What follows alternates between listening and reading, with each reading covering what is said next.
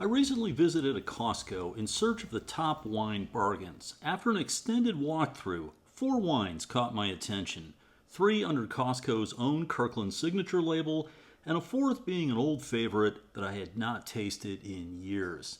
In this video, I'll discuss and taste each wine. The first wine is the 2024 Kirkland Signature Sauvignon Blanc from Marlborough, New Zealand. This is a new vintage of a wine that I've previously reviewed. The Marlborough region is located at the north end of the South Island. The region accounts for the vast majority of New Zealand's exported wine, with a large part of it being Sauvignon Blanc.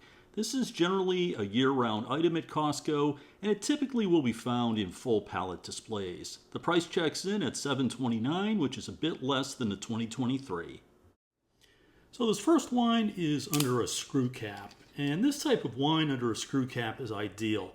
It helps keep the wine really fresh and bright. And New Zealand is the one that really led the charge in terms of making screw caps really popular. I love it for wines that have a lot of primary fruit character. Now, in terms of the color, this is very pale, just as expected. There's a slight greenish tinge to it. So I love the way this smells. There's this tropical characteristic, a bit like guava and mango, pineapple, passion fruit, like this very, very broad spectrum of primary fruit characters. Smells great. There's a lot of intensity, very vibrant. I mean, check all the boxes. It just smells fantastic. On the palate, just medium weight. Checks in at 12.5 alcohol. This is actually a little lower than what you'll find in many Marlborough Sauvignon Blanc. Moderate acidity, but again, that freshness, that vitality just carries through to the palate.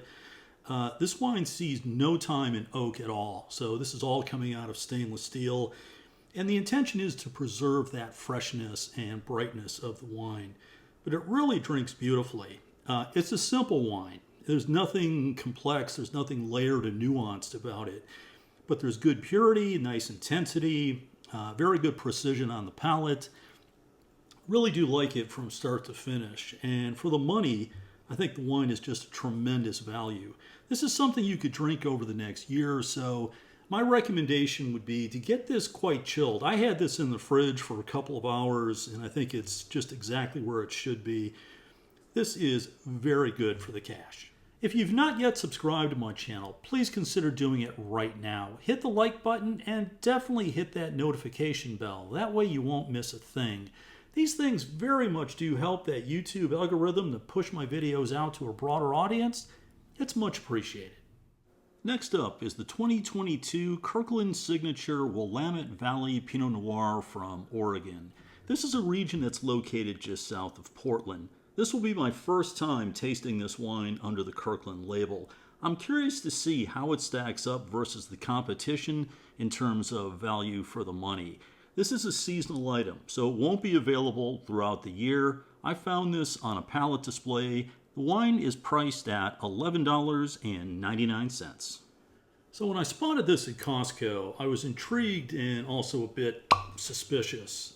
For me, Pinot Noir is by far the most challenging grape variety in terms of offering value for the money. And this is a region, the Willamette Valley is a place where there's a very high number of premium, ultra premium type of wines. So let's see what's going on. I pulled out my big boy wine glass for this as well. And okay, so this is an encouraging start. The color on this, let me grab a little piece of paper here. The color on this looks as it should. It's pale. And oftentimes with inexpensive Pinot Noir, especially those produced in the US, they're doctored up in many different ways to get more color. Well, Pinot Noir is a thin-skinned grape variety, and this color looks exactly as it should. It's pale, there's a bit of fade out at the edge of the glass, but this looks as it should. So very encouraging start. Now in terms of the aroma, there's a red fruit character here, a bit of a raspberry, strawberry note. There's also a bit of a toasty, smoky characteristic. The back label indicates this wine has spent some time in oak. I don't know if it's new oak or how long in oak, but it does have a little bit of that charred characteristic. But it smells good, just moderate intensity. On the palate, that red fruit character follows through. That strawberry and raspberry note is there. Again, a bit of that smoky oak. It's fairly light-bodied. The back label indicates 12.3%, so the alcohol level on this is actually quite low. Usually the wines from this part of the world will see another degree or so in terms of higher alcohol level. The acidity is quite high, which adds to that freshness on the back palate. And also the tannins here, they're extremely smooth. I mean, there's not enough O's in smooth to describe this wine. It's a relatively simple, straightforward style of Pinot Noir. It's not overly complex. I don't think there's a whole lot of nuance here, but the wine is made very well for start to finish. Now, in terms of value for the money, I think this is actually quite good. For me, would I rush out and buy this again? Probably not. I think for the same money, you can find some other wines that are going to be a bit more interesting. But if you're a fan of Pinot Noir and you want to give this a go, I don't think you'll be disappointed. Next up is the Marietta Cellars Old Vine Red Lot 74 from Sonoma, California. This wine is not an exclusive to Costco, and instead of being bottled with a specific vintage, it's bottled by lot number. This allows for a broader range of blending options, including using different vintages. If your Costco stocks it, it'll be on a full pallet display. It's a bargain at $11.99, and at the time of making this video, it was on a special promo of $9.99. So a bit of a disclaimer. I've been a fan of Marietta Cellars for many, many years, probably going back 30 years now. And this specific wine, the Old Vine Red, has been outstanding for many, many years. Again, I've been drinking this wine for a long time. I love it. When I spotted the lot number 74 at Costco, I thought, oh, cha-ching, I absolutely need to give this a go. Now, you notice I've changed my wine glass again, but this has been an outstanding value for many years. And really the whole range of wines offered by this winery have just really been fabulous for a few decades now. So this is primarily made from Zinfandel. And years ago, I used to sell this in my wine shop. Back then, it was primarily Zinfandel. And if I remember correctly, the rest of it, small amounts, were Syrah and Petite Syrah. But the color on this is nice and deep. It extends right to the edge of the glass. I mean, it's a bit of a purple color, but it looks very dense, very appealing. And the aroma, there's this spiciness. There's this dark fruit character, a bit of like a blackberry, red raspberry note to it, a little savory spice characteristic. A bit reminiscent of Asian 5-spice. There's a little bit of that character to it, but I absolutely love the way this wine smells. On the palate, it's ripe, it's weighty, good density, very soft, just moderate acidity, but the fruit character has just a good deal of purity to it. There's good intensity, nice weight. Everything is balanced very well. The structure is really solid. The wine checks in at 13.5 alcohol. There's no heat. There's none of that on the aroma. It's just a wonderful wine from start to finish. And for the money, this is just a screaming crazy value. I don't know how far this wine is available throughout the Costco network. I picked this up on the West Coast, and I absolutely love this wine. It's great with any type of red meat, anything off the grill, like portobello mushrooms. If you do some sort of red meat dish, it would be great with duck. I absolutely love it. And for the value, you just can't beat it. The fourth wine is the 2022 Kirkland Signature Gigondas from the southern Rhone Valley of France. I've reviewed prior vintages, and this has consistently been a great value. The 2022 is sourced from the same wine producer as prior vintages. It's only available on a seasonal basis, and it'll typically be found in the wooden display bins. It's priced at $13.99. So with this last wine, this is one that I've been getting a good number of people saying, hey, when are you going to review the 22 Gigondas from Costco?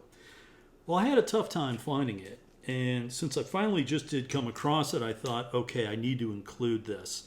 But Gigondas is down in that southern part of the Rhone, and it's an area that, in my opinion, produces some of the very best values in the world. This is where a good number of Côte du Rhone Village come from.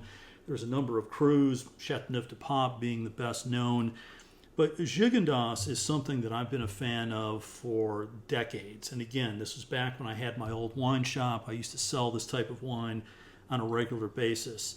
And the blend on this wine, this is very typical of what you'll find in the Southern Rhone, primarily Grenache, with Syrah and Mourvèdre playing that supporting role.